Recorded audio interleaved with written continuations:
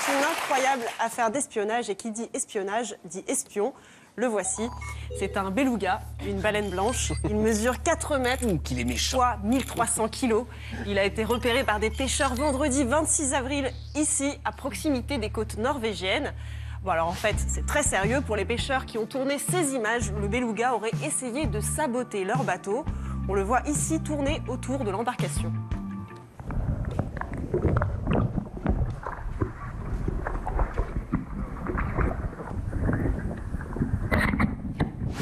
L'animal semble dressé. Sur cette autre vidéo, il revient chercher du poisson, mais aussi jouer avec les pêcheurs comme le ferait un animal domestiqué.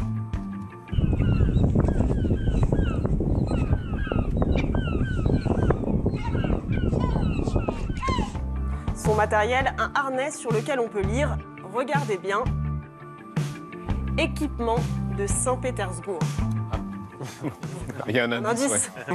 Ce beluga est donc soupçonné d'être un espion entraîné par l'armée russe. Et ça n'a rien d'insensé en fait, car pas très loin, à 300 km seulement des côtes norvégiennes, à Mourmansk en Russie, une ancienne base militaire de l'URSS a rouvert ses portes récemment.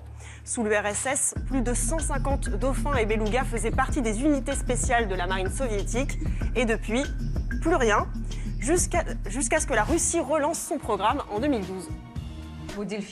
Les dauphins seront utilisés pour des missions spéciales. On leur a appris à patrouiller dans la rade, mais aussi à détecter des plongeurs ennemis et même à les liquider. En 2015, des phoques militaires ont d'ailleurs paradé en Russie pour le 70e anniversaire de la fin de la Seconde Guerre mondiale. Ils ont des Sur ces dérets. vidéos, on voit leur entraînement dans le centre de Mourmansk. Ils apprennent même à tirer. Mais non. Voici comment Laska et son copain Winnie l'ourson accueillent leur supérieur hiérarchique. Car désormais, ils ne sont plus des phoques de Sibérie comme les autres, mais les combattants d'un détachement spécial.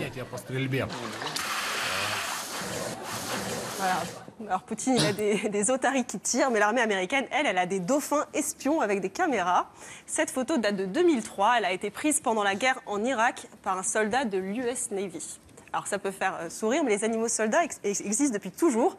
On a retrouvé cette photo de 1914, un pigeon équipé par l'armée allemande d'un appareil photo à déclencheur automatique. Alors ces pigeons photographes faisaient des photos aériennes très précises, comme celle-ci, utilisée pour la surveillance militaire. Du coup, dès 1915, l'armée allemande publie ce document qui interdit sous peine de mort de lancer des ballons et de lâcher des pigeons voyageurs.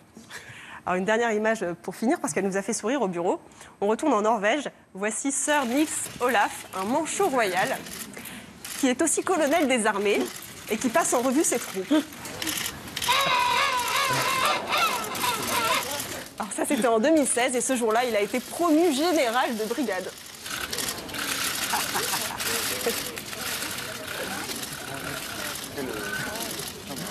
Voilà, alors que lui, il n'a jamais combattu.